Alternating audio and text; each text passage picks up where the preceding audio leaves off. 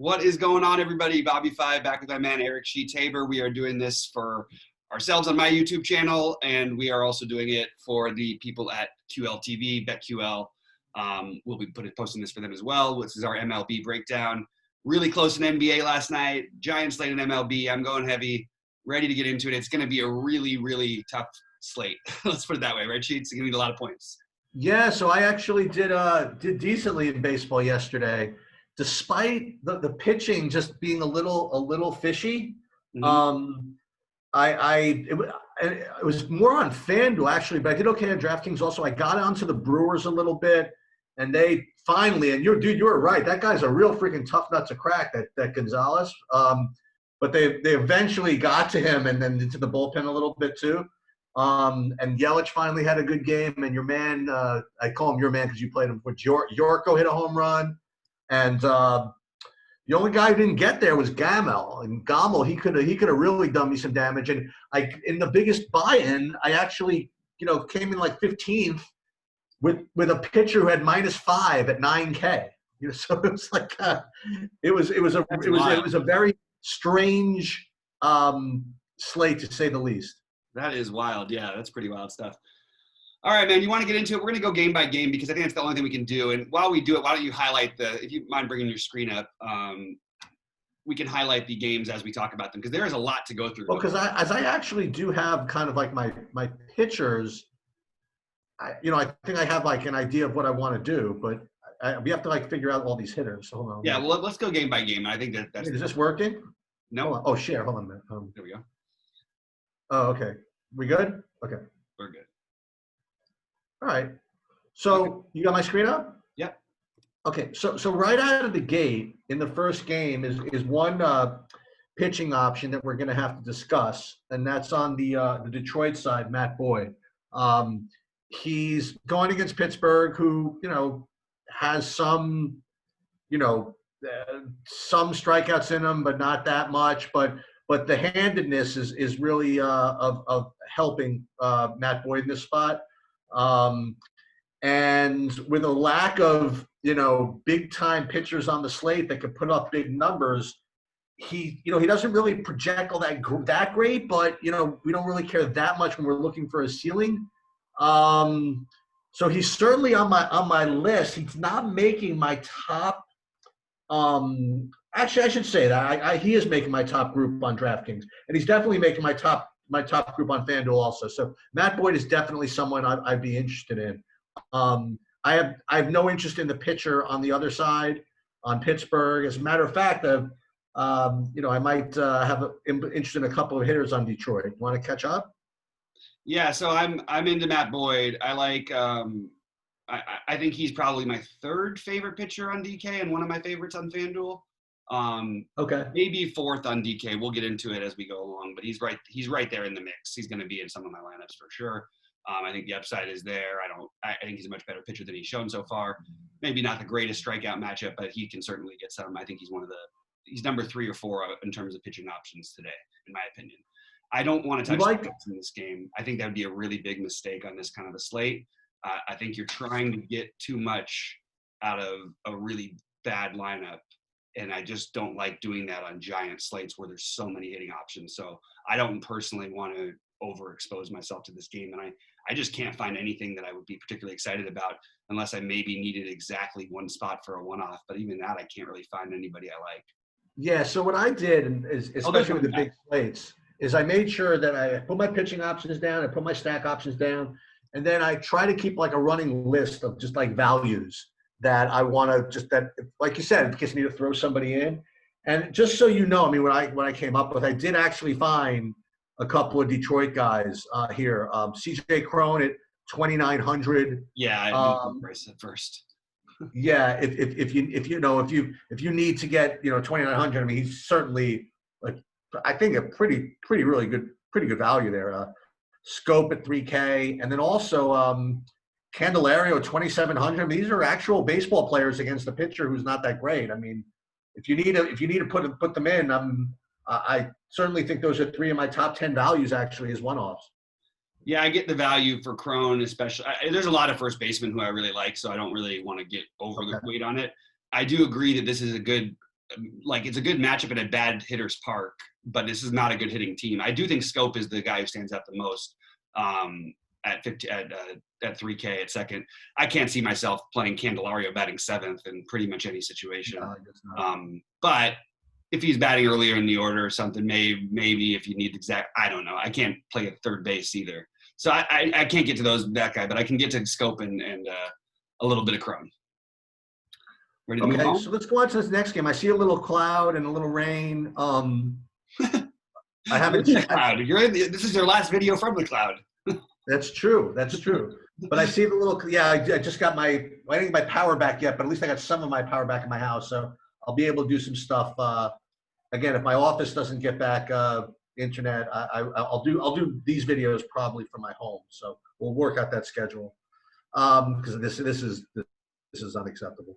But I don't know what the weather situation is like. I'll check with Roth and the other weather people a little bit later. But I just noted it says rain on here. So we'll there's some potential there.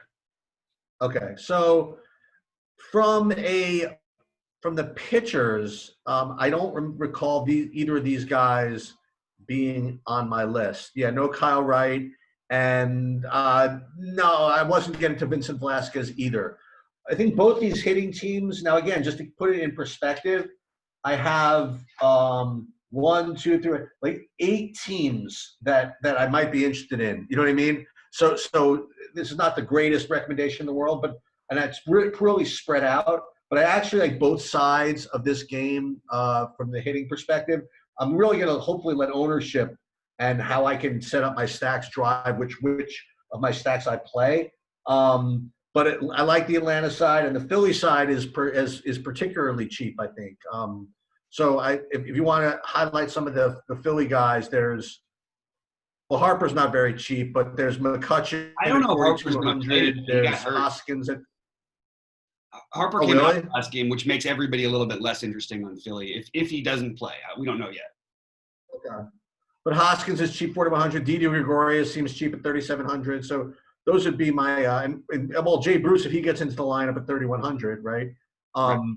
He's going to be cheap too. And on the Atlanta side, nobody is usually very cheap over there, which is why it makes it very, very difficult. Freeman did well for me yesterday. I think he hit a home run and a double. I'm sure. So I would go back to him, and I guess he'd be my top guy. And then who are the other lefties? Is maybe Duvall or Duvall's a righty. Oh no, Duvall's a righty. See what that's what I'm line. But I guess Freeman would be my favorite guy. So I guess Atlanta would be a little less intriguing to me than Philly, I guess. I'm not sure. Yeah, so actually this is a weird spot because both these pitchers can be good against especially Wright's got a bright future ahead of him. I just don't know what he's going to do now. I don't mind if you're playing a bunch of lineups, throwing him in one as just taking a shot. You know, sometimes guys the first time. Really? Okay. Just a long shot. He's a pivot off of the very, very chalky other guy we'll get to a little later. But Velasquez too, like this is the one thing I'm looking at with the Atlanta lineup is I don't see a lot of lefties, that are really scary to me. Yeah. So Velasquez is really good against righties. I don't know how much he's going to pitch. He didn't throw much in the last game. It's probably not worth it on this slate, but it's just something worth, I just want to note that there's decent pitchers, which makes me also a little bit less interested in the bats. You named the guys, it literally could have been the exact same guy thing I talked about. Jay Bruce on my list as a low-owned guy who I might use a little. But I do like Didi and Hoskins more than just a little. The problem is I don't know if I want to use my first base spot or my shortstop spot on these guys in this game. And on Atlanta, it's only Freeman for me. I just don't think this is the right slate to go attacking anybody else. Ready to move on? Yep. What's happening in this game? All right, so I don't get it. I guess I get it. I guess you keep streaming guys against Miami, but I mean, who died and let Michael Wacha beat Sandy Koufax? I mean, I don't know, man. I mean, he's showing up as one of my top pitchers, but I don't know, man. I don't know if I'm going to do it. I just don't know. That's the best of my analysis. I mean, he's against Miami. Miami's not great, but they're not terrible either. And if he gets a lot of ownership, I don't know if I'm going to do it. I'm more interested in I guess in the hitting side of this game, maybe taking the shots at some of the Mets, but even that there's just so many places to go on this slate. Why is there no line on this game? I don't think they know who's pitching for Miami. And I think that's actually relevant here. I think if I want to play like Conforto, maybe I'd prefer him, and Nemo. I prefer him against if a righty's in the game. So I guess we're waiting on a pitcher there. I guess that's why there's no line. I'm not sure. But what do you think? What do you think about Walker? I mean, do you like him? I mean, isn't he like? He's a very low, like maybe a 10% guy today. I don't. Oh, that's it. Oh, okay. Right. I mean, are other people talking him up? Because I feel like there's some very, very obvious. I thought so. Again, I'm just looking at the numbers and whatever, and he's showing up as a top option. So I just presume he's going to be owned. But I don't. Again, I don't see 10%er for me. I mean, I don't. There's some really strong pitching options that I could see taking up like more than half the ownership. So I don't know how a guy like Walker is that high owned, but you know, okay. I don't know. So like for me in this game, there's a temptation to sort of want to play the Mets against this bullpen. But who are we playing entirely then? And it's lefty to start. If it is in fact that, I think the answers are pretty simple. I think it's Ramos as a priority play. I think that you want to get Alonso in if you can. And then J.D. Davis would be the other guy who's fine. And then if you want to stack it, you can throw in Conforto, who's been hitting lefties. It's just, like you said, there's plenty of places to go. We're in it's in Shea Stadium. It's not like, or whatever, it's just not the game I really want to spend all my things on. So all my money on. So let's move on. All right. Sounds good. So let's, maybe we spend some of our money on this one. I don't want to play either of the pitchers, Roark and Weber, but I do have interest in both of these hitting teams. Now, again, we've been doing pretty well, kind of fading Boston on a regular basis. So this is going to seem a little, again, against whatever. Now it depends on the lineup goes out, but just because they're a little cheaper, maybe if some of these lefties, I'll take a shot with Boston here, like maybe Verdugo, Moreland. I like to play him when he gets in the lineup. And I guess Benintendi, if he was going to lead off or something like that. I don't think you have to spend up for JD Martinez, although it's kind of hard to leave him out of a stack if you stack the game. And Devers, too, when you think about it. I think those cheap guys are not bad, Verdugo, Benintendi, and Moreland. And I think that I'm going to put them in my – I'm probably going to have a Boston stack somewhere. I mean, again, I don't have any lineups in to play. And on Toronto, for me, it's just like these guys are always – I always kind of like know who I'm going to play. It's usually the top guys in the lineup, and FanDuel, they're going to be cheap also. You get Tellez, you got Biggio, Guerrero, Bichette, even, I mean, depending who cracks the lineup, but Teoscar Hernandez, Gurriel. So these guys are pretty affordable, especially on FanDuel. But even so, you can get them on DraftKings too. You're not spending that much on pitching today. And so I think both these teams are pretty in play. Yeah, I mean, I agree. I especially like the lineup better for the Blue Jays. Okay. I actually think Roark, I mean, I don't know what he'll be this year, but I don't think I'm going to write him off as just being a terrible pitcher. So I'm not going to get heavy into my Boston stacks, but I will have like a little bit of Boston ownership. I like Devers especially because Roark's always struggled with lefty power. I think JD is JD, and I always, if I'm going to play Red Sox, him. Bogarts is fine, but I don't really want to get into the other pieces. There's no way I'm playing Moreland on this slate at first base unless I was stacking the team, and I'm not probably going to stack them. So the one guy who I noticed who's swinging the bat really well, who no one really talks about that much because he's always so costly unless they're stacking Boston, is Vasquez.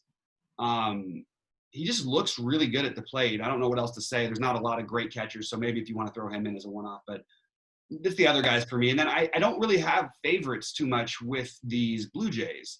So I am sort of struggling at who I want to commit the ownership on their side. I guess I'm leaning Bichette, Biggio, Grichuk, Tellez, and Guerrero. The problem with Tellez is, again, the first base issue. I like these guys. We're going to have to get into some other guys because it certainly does seem tempting. I think the BGO is definitely one of the better plays at second base on the slate, though. I'll say that. Yeah, I'm gonna start putting some guys in so that we remember guys that we talked about a little bit.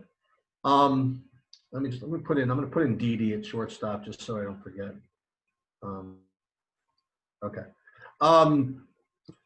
Okay, let's go on to Minnesota, Kansas City, and this is going to be ad nauseum every single slate, but Minnesota's in play every single slate. Junis, this is his second back off the coronavirus layoff, I think. I don't know how well. I know I faded him in his last start, but I don't even care who he is. I mean, right now, Minnesota against. I get to play these Minnesota. I get to play Max Kepler against the righty. Isn't that good news? Right? Yes, So I'm going to play him. I'll play who else? There's the lefty Rosario. What's his name? Polanco, switch, right? And you can just play Cruz anyway. It doesn't matter who he's going against. So you start with those and see who else cracks the lineup. I'll go again with Marwyn Gonzalez. Your favorite guy. Your favorite guy. Yeah, and Cave. I'll play all these guys. I'll stack 9 guys in this lineup. This could be kind of cool. And yet, here's the hard part, though. Junis is not that bad of a pitcher. That's the only thing I'm struggling with. Yeah, I know. Like, he's not good, and they could definitely get to him, but he's not like a terrible pitcher. But I just want to throw that out there. Yeah. Now, on another slate, I would say that Kansas City's in play too. Like the other day when I didn't play them at all, and they basically won the 5-game slate. But I don't think I'm going to get to them today, and I didn't really like any particular one-offs. Yeah, I am struggling with them. I think that people always think Soler. He always hit lefties well, but he hit righties better last year for power. So I think that Salvador Perez is an obvious guy that makes some sense, even though he's more expensive. But he's batting in the middle of the order, batting third. Soler, I still like. I actually like Soler. I like, and then Witt is just crazy expensive, and I think I'm probably just going to avoid it today. Spend that much money elsewhere. But I get betting on the other side. I just think it's not the right slate for me. Okay. Okay. So wait, I didn't say much about Minnesota, did I? Oh yeah, you're good. Who do I leave out? So I love Minnesota, but the problem is, like I said, I'm running into what I like is that Junis is not a high strikeout pitcher, and I love Minnesota against those guys because you get it ups the upside for the whole lineup. Like guys like Sano and Rosario who strike out, and Cruz even. They don't, if you eliminate the strikeout potential somewhat, these guys can manufacture their own powers the way that I look at it. So I'm giving them the edge. The top plays are clearly Cruz and Kepler to me, followed by Rosario, if not for first base, Sano, Garver, then Polanco, and then you get into the bottom guys. Arias doesn't do much, and that always worries me about him in stacks sometimes, but he can, if you're going for the whole stack, go for it. Buxton and Marwyn Gonzalez definitely make sense too. So like you said, you can go 1 through 9. No problem with it whatsoever. If Buxton's starting batting 9th, I always like that because he's not going to get pinch hit for unless they're losing, in which case you probably aren't winning with your stack because he's always the defensive substitution they bring in late in the game anyway. And he also has speed upside and power upside, and they bat him 9th, but he absolutely can have one of those monster games. The Twins are a big team that loves to bat one of their, young sort of star kind of guys who has got speed 9th. They used to do the same thing with Aaron Hicks when he was fast, when he was younger, when he was coming up. So I like Buxton too in the stacks. Yeah. So when I look at the Cleveland-Chicago game, it reminds me of how cool DFS is because just a few days ago, these guys went against each other, same pitchers on like a 5-game slate or something, and they were both like the top pitching options on the slate.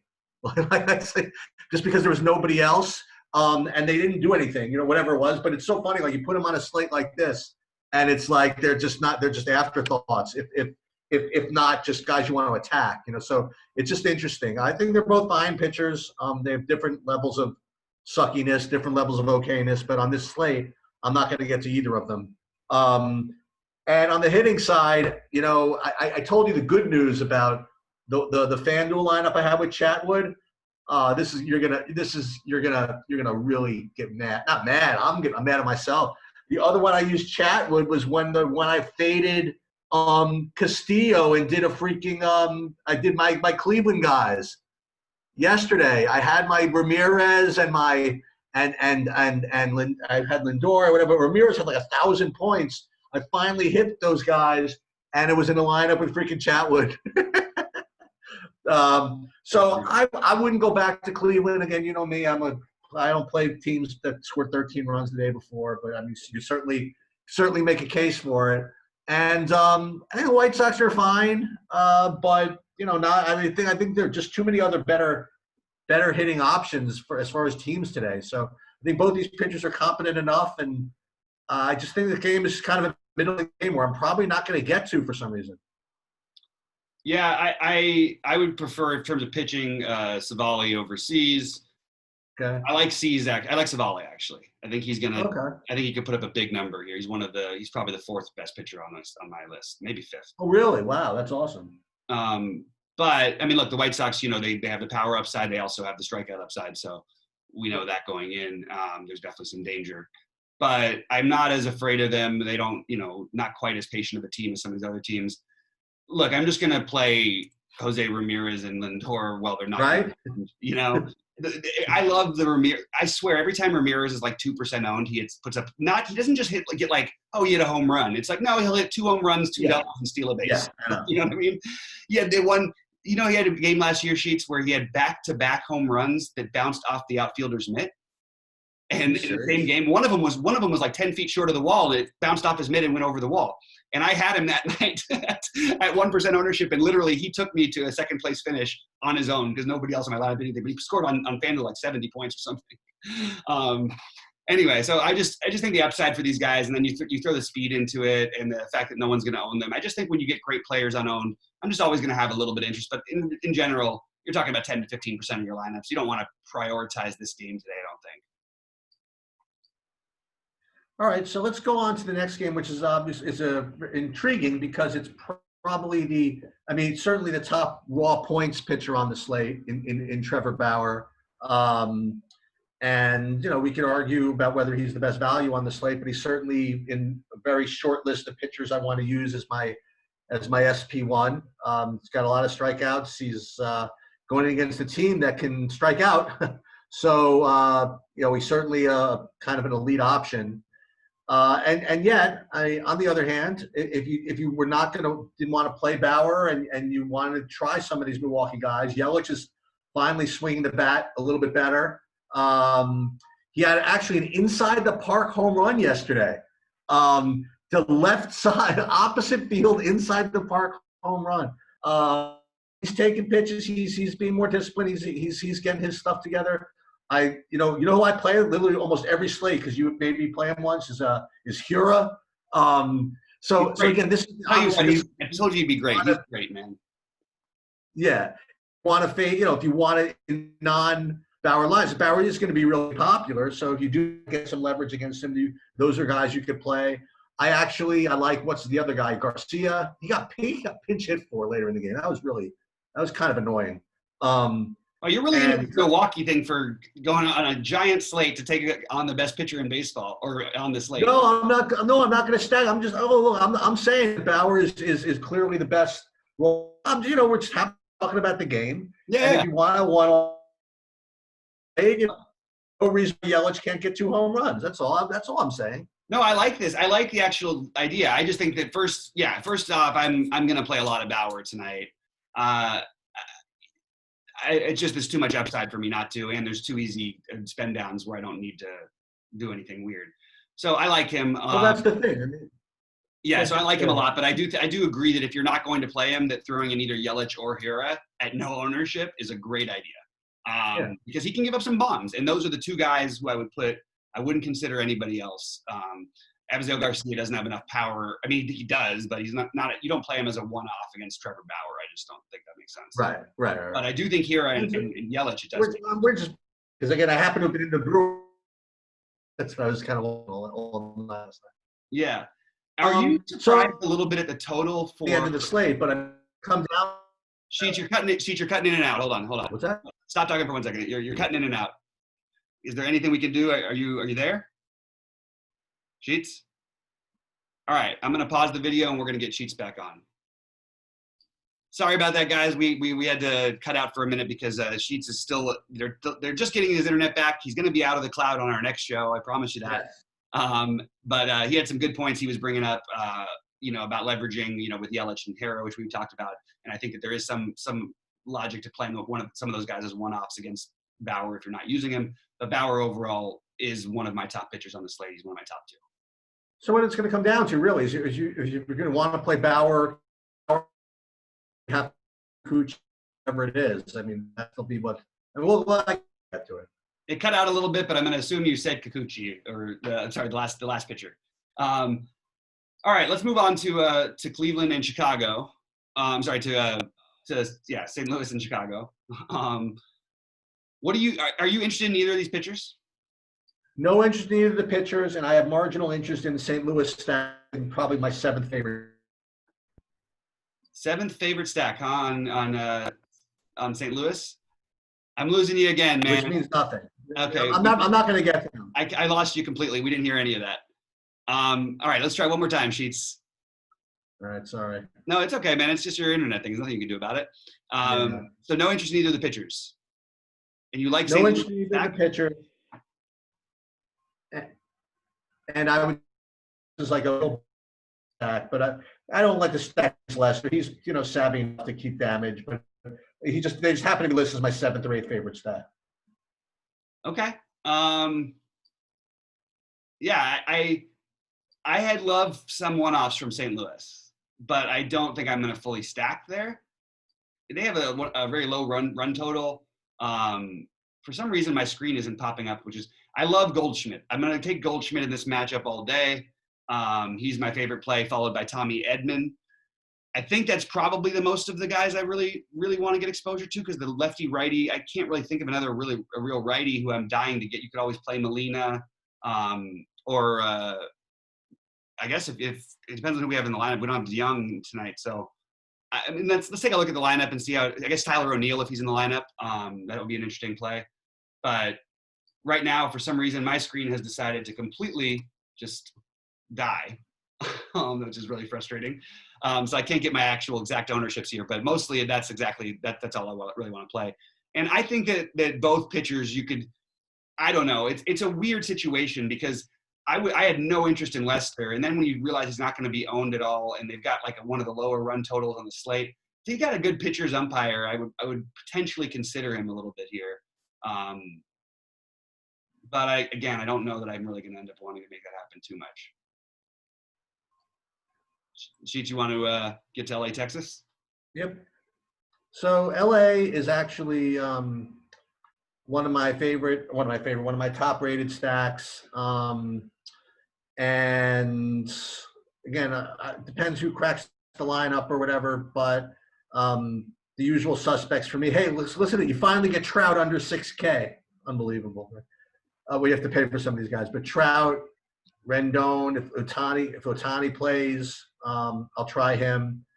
And again, it depends who cracks the lineup. I think you can attack Lyles here, and the Angels is one of my teams. I'm not going to be taking either pitchers. I thought about what's his name from the Angels, Griffin Canning. He was probably made, I would say, the very second tier. You know what I mean? Like he's the next group under the guys that I'm using, but I'm not going to get to him.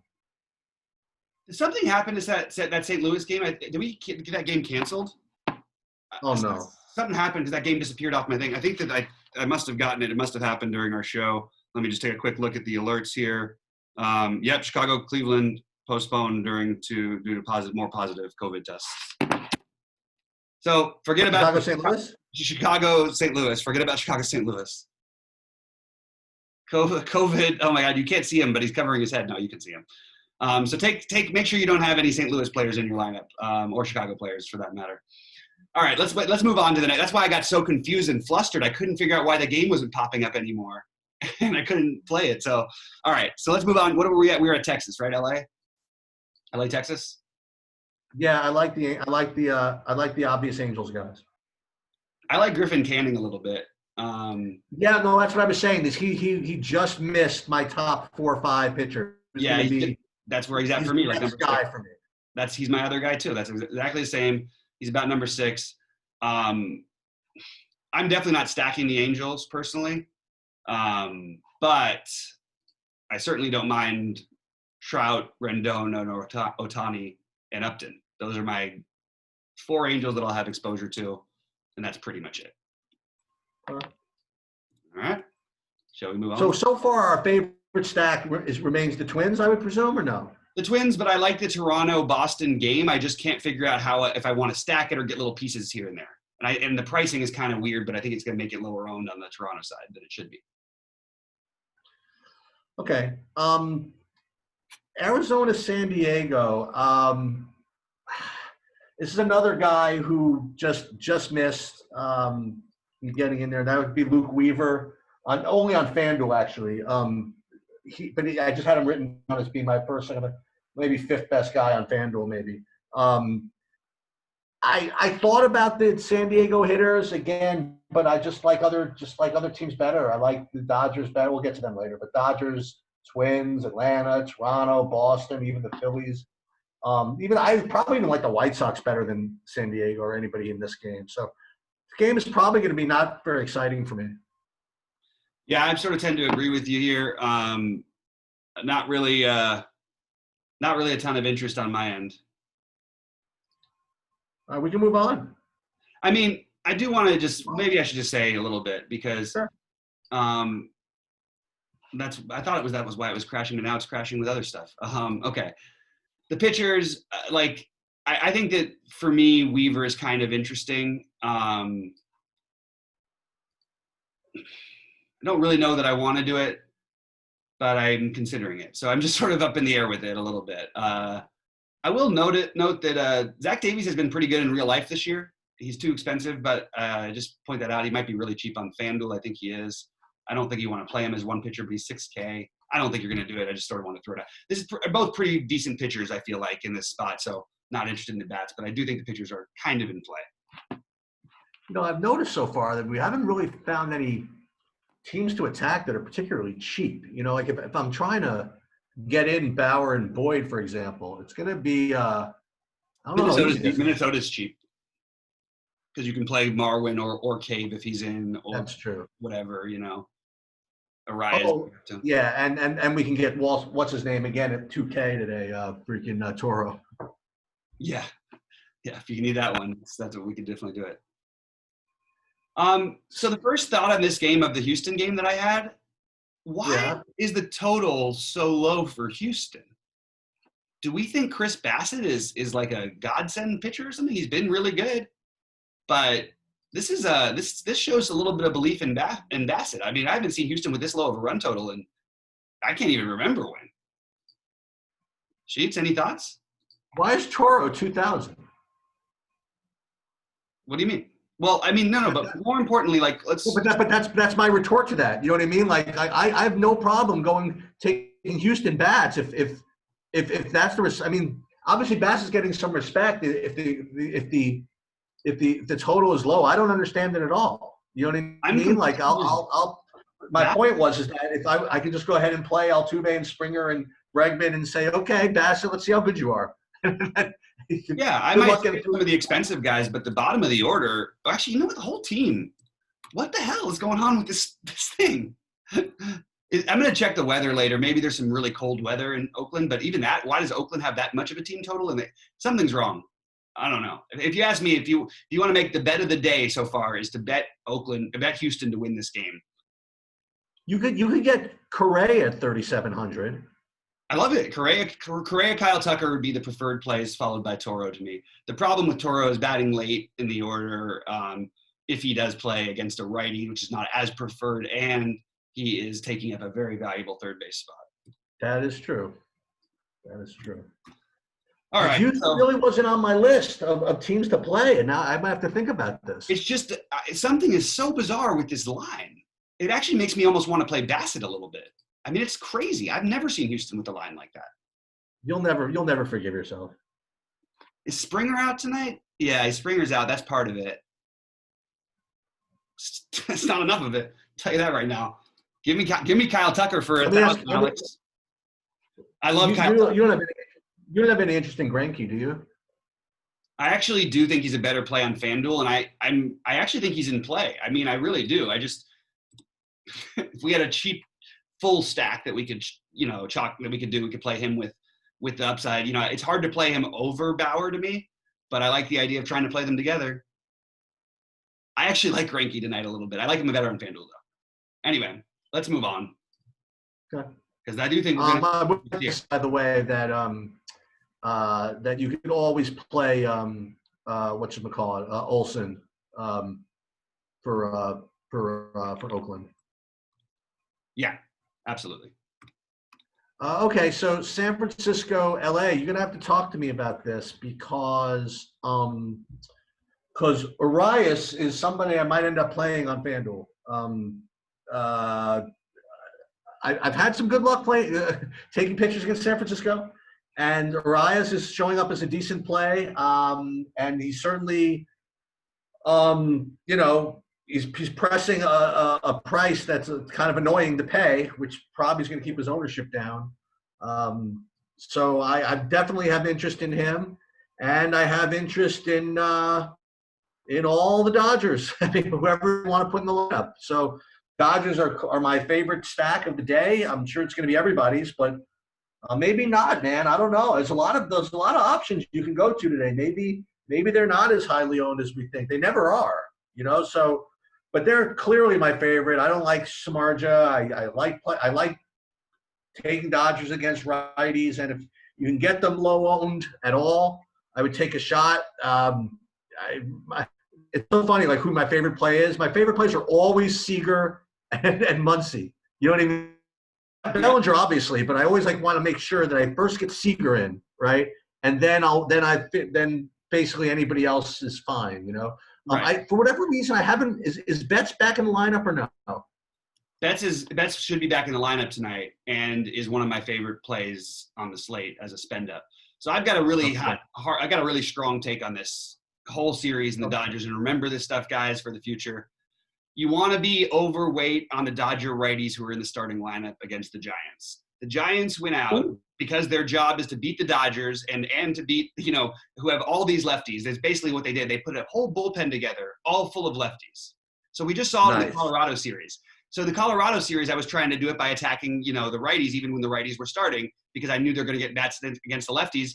Because the way the Dodgers face their lineup out, you're going to have a lefty every other hitter, basically. So Peterson is a risk. He would be the lower owned, even though I love him individually against Samardzija. But he would be lower owned because there is a real pinch hit risk for him. Even in a game where they're up, even if they're scoring runs, he doesn't hit against lefties hardly ever. And then you've got Betts, who's stuck in between probably Muncy and Bellinger. I don't know, or unless they put him at the top of the order. It depends on where they bat him tonight. But I likely Betts is stuck between Muncy and Bellinger at 1 and 3. So that means Betts is going to be facing lefties down the stretch of games all the time. And I just love that situation, that setup. Same thing for JT, who's batting after them because he's between Seager and Bellinger. Now, the other plus part is the Dodger lefties who will stay in the game, like Bellinger and Muncy, hit lefties well for power. So Bellinger is the preferred guy for me today along with Seager, but Betts is right there. If he was a little cheaper, he would be the guy. And I just know people aren't going to probably go up to him. No lefty starting. I'm just saying that you're going to see more lefties later on. Less interest in guys like Beatty and that, just because, I don't see them getting more than a couple of bats most of the time here. What if Pollock gets in?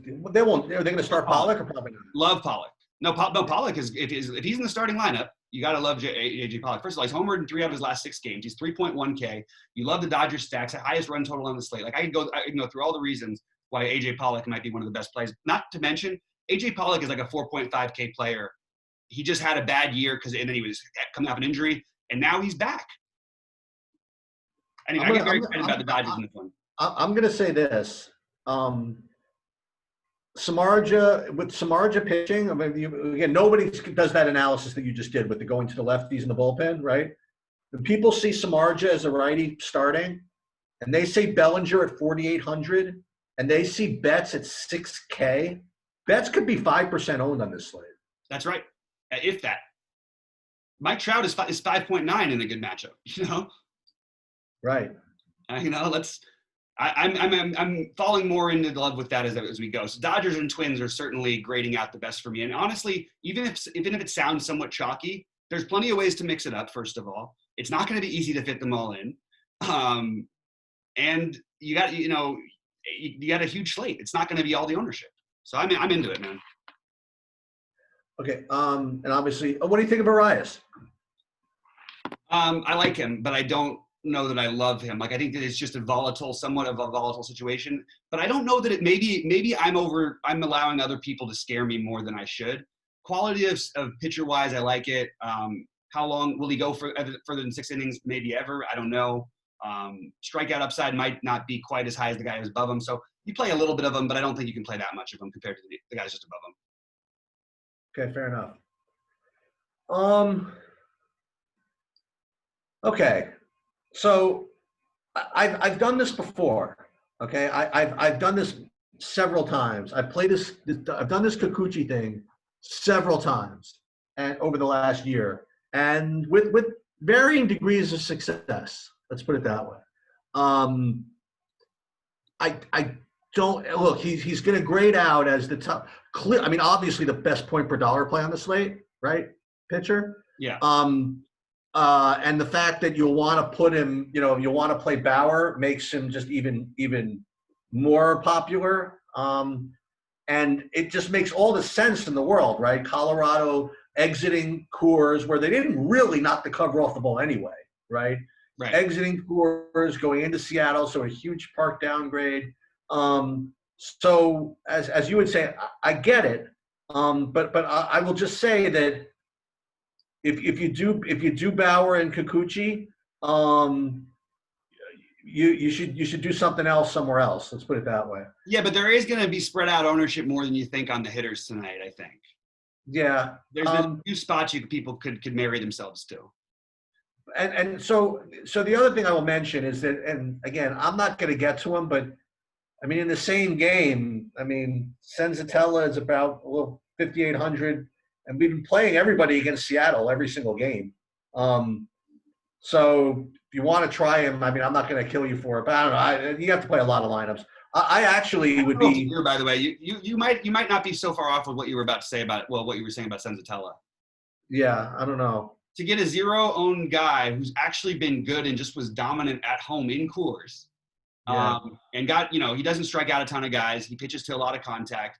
This is not a strong lineup. He's throwing 90-plus pitches. He's stretched out. We know we're going to get more pitches from him than Kikuchi. Like, there's a lot of reasons you could make this pivot. I just happen to like Kikuchi. Look, let's not get too cute. The Rockies strike out against lefties like crazy. They're terrible away from home, with the exception of 3 guys. But what I do think you do is, in the lineups where you're not playing Kikuchi, that you definitely want to get some exposure to Trevor Story, Nolan Arenado, and even Matt Kemp. I don't think I would fully stack because I don't really like them as a full on-game stack. But I think those guys are so good, especially Story and Arenado are so good against lefties that it's absolutely worth playing them as a sort of hedge, or not a hedge, but yeah, I guess it's a hedge, a leverage spot, I guess I should say. Is this a slate where you have to take shots at Seattle, or probably just too many other options? I think there's other options for me, and I don't like stacking against Senzatella. I keep saying this. People always. I don't even mean that. I mean, do you want? No, I know. He gives up a couple bombs, and then that's it, or a bomb, but he usually 6 or 7. Yeah, I'm not. Like if Senzatella were popular, I would recommend stuff like that. Like Vogelbach or Seager or somebody like that. But he's going to be he's going to be the leverage guy. I mean, he's not going to be the guy to leverage. Right. And I think that all of those guys are fine because he does pitch to contact. So Seager, Lewis, you can take these guys, but it's not like people are playing Senzatella and we're trying to get leverage. And even if Vogelbach has looked absolutely awful and it takes up a first base spot, but I think you can still take a shot at him. I also think Austin Nola batting 5th at catcher is firmly in play. So you could get 10% of some of these guys or whatever. Okay. So I have a mad scientist idea. Not really mad scientist, but something to really think about. If you play Bauer and Kikuchi, and remember, you see that Dodgers game, one of the later games also. If Bauer doesn't have the greatest game going on, and you need to make it up. I would strongly suggest pivoting from Kikuchi to Sanzatella and screwing around with the Dodger game a little differently than you would have otherwise. Like let's say, for example, you had, I don't know, let's say you had one guy in the Dodgers. Let's say you had Bellinger at 4,800, and Bauer wasn't having as good of a game, and you had Bellinger, and then you had Kikuchi. Then you could pay down a little more at the Dodgers, pay up for 800 to get Senzatella, just get a little bit different, and get a little leverage that way. Because if you have Bauer, Kikuchi, and Bauer doesn't have like a great, a good game, then you probably need to do something. Right. Yeah, I hear you. I mean, just to give you a quick thing about my pitchers, and you can always just mix it up. Like you can take a little different shot. Last night, I thought my stack was going to be too chalky, so I played Chatwood instead of what's his name. It didn't work out well, but it was I was trying to change it up a little bit. Yeah. All right.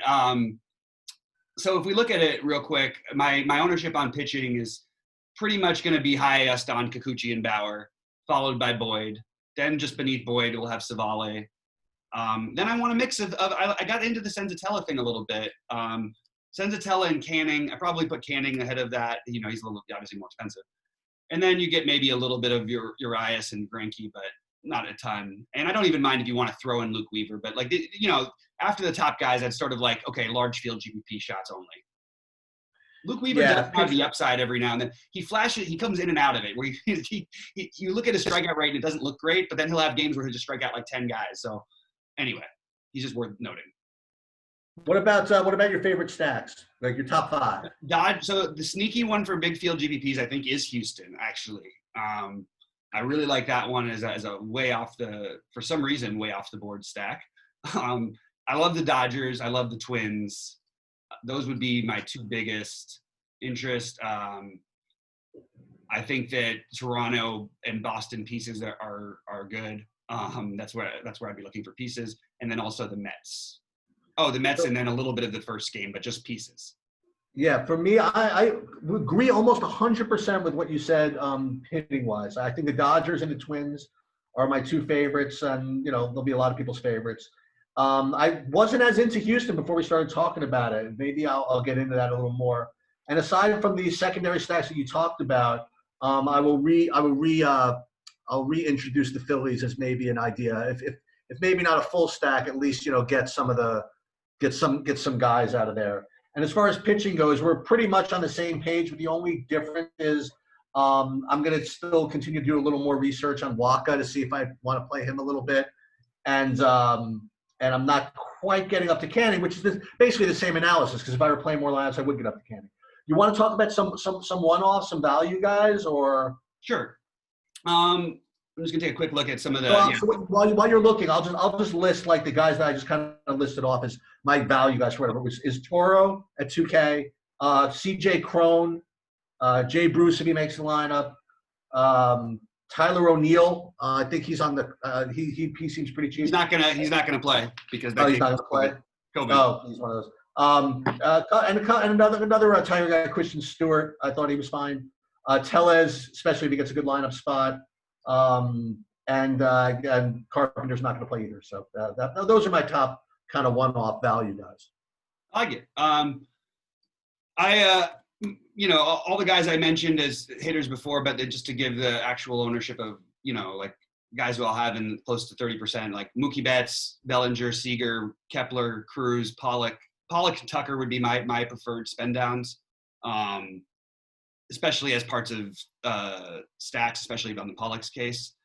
Then I'm going to need to find more value because a lot of my ownership isn't with a lot of value. I think I'm going to have to play more Jonathan Scope, maybe a little bit more CJ Crone, like you mentioned. Didi Gregorius is one who stands out as one I really like. So those are sort of some of the one-off guys that sort of stand out.